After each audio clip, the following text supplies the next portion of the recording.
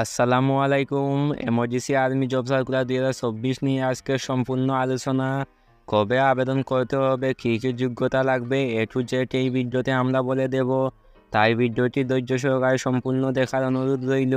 এখানে আবেদন করতে প্রার্থীর উচ্চতা 1.65 মিটার বা 5 ফুট 5 ইঞ্চি প্রয়োজন হবে। ওজনের ক্ষেত্রে 49 কেজি বা 110 পাউন্ড হতে হবে। বুকের মাপ স্বাভাবিক অবস্থায় 30 ইঞ্চি ও প্রসারিত অবস্থায় 32 ইঞ্চি হতে হবে।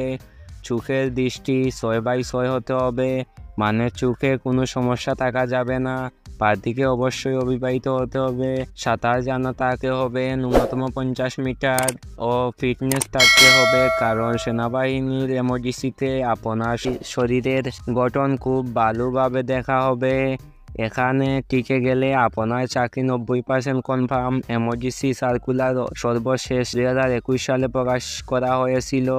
আমরা যদি এমার্জেন্সি এর ওয়েবসাইটে দেখি, তারা 2 বছর পর পর নিয়োগ প্রকাশ করতেছে।